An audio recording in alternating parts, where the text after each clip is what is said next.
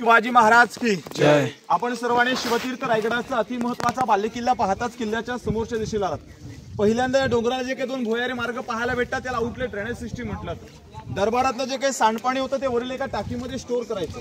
झिरपून निघणारं स्वच्छ पाण्यातून दरीला पासेला जलशुद्धीकरण प्रोजेक्ट असं म्हटलं जातं। समोर महाराजांची जी काही मूर्ती दिसते का मूर्ती जगप्रसिद्ध आहे। मूर्ती 1974 ला बसली।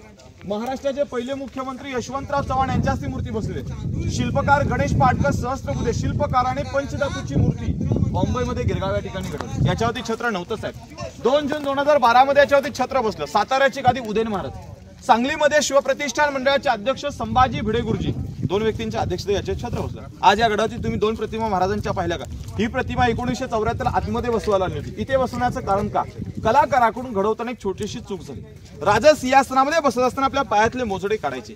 या महाराजांच्या मूर्तीमध्ये पायात मोजडे दाखवल्यामुळे मूर्ती बाहेर बसवण्यात आली। या मूर्तीच्या समोर जे काही मोकळं ग्राउंड जे दिसतंय याचं नाव होळीचं मैदान। मार्च महिन्यात शिमग्यामध्ये इथे मानाची होळी पेटायची। एकदा का होळी पेटली की राजा त्याच्यामध्ये 1.25 किलो सोन्याचा नारळ फेकायचे। जो बहादर जळक्या होळीतून नारळ काढेल त्याला 1.25 किलो सोन्याचं कडं, एक काठीनं घोंबडं आणि घोडास्वार ते बक्षीस त्याचं होळी मैदान होतं। तुम्हाला मगाशी म्हटलं गड उतरण्यासाठी रस्ता ते बघा तिथे पाठीवरती लिहिलंय का? या मार्गाने गड उतरू शकतं। जाताना शिरका देवीचं मंदिर, हत्ती तलाव आणि या गडाचा बुलंद महादरवाजा। जरी आजही इमर्जन्सी आली रोपवेला तर गडावर उतरायचं असेल तर त्या दरवाजा व्यतिरिक्त दुसरा कोणताही मार्ग नाही बघा। समोर पत्र्याची इमारतीला हत्तीशाळा म्हणतात। गडावरती हत्तींची लहान पिल्लं आली। लहानाचं मोठं बंद करा। हत्तीशाळेचा वापर आज ते पुरातत्व विभागाचा ऑफिस आहे, जायला आपल्याला बंद करते। समोरी भव्य विस्तारित त्यावेळेची बाजारपेठ आहे दादा। लांबी 800 फूट आहे, रुंदी 40 फूट आहे। पण तिची हाईट पाहिलीत ना तर खांद्यापेक्षा उंच पाहतो। मग खरेदी करायची कशी?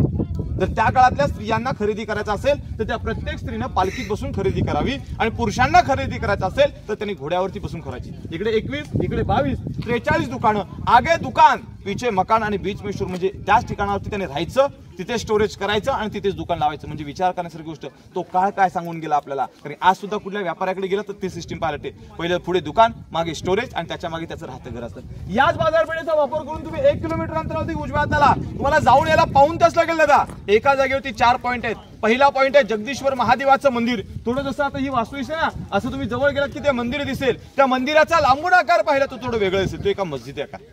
शिवरायांचा हेतू नव्हता कोणत्या जातीला का कोणत्या समाजात दुखणं गणिमिक आवा। त्या मंदिराच्या जवळ गेलात की चपला काढून त्या कळसाकडे बघा दादा। त्या कळसाच्या खाली कमळाच्या पाकळ्या, कमळ हिंदूंचं प्रतीक ते महादेवाचं मंदिर। पण दुश्मनाला कसं फसवायचं हे छत्रपतींकडून शिकायला भेटलं। मंदिराच्या समोर आर्किटेक्चर हिरोजी इंदुरकरांचं पायरीवरती नाव आहे, ज्याने 14 वर्षांमध्ये रायगडाला घडवलं। राजाने सहज विचारा की आपल्याला बक्षीस काय पाहिजे? हिरोजीने काय मागितलं? राजा 4 गावांच्या वतनदाऱ्या जहागिरी नको आहे। जिथे तुमचं उजवं पाऊल पडेल ना त्या पायरीवरती फक्त नाव कोरण्यासाठी अनुमती मिळावी। नाव कोरले सेवेचे ठाई तत्पर हिरोजी इंदुरकर हे नाव तुम्हाला पाहता येईल। समोरच महाराजांची समाधी साहेब। 4 धाम करा, तीर्थक्षेत्र करा, पंढरपूरची वारी पूर्ण करा, पण जीवनात आल्यासारखं एकदा तरी रायगडाची वारी पूर्ण करा। साहेब राजा होतो म्हणून स्वराज्य घडलं। जर छत्रपती शिवाजी महाराज जन्माला आले नसते तर आपण कोणी या गडकोटांना दर्शन दिलं असतं का?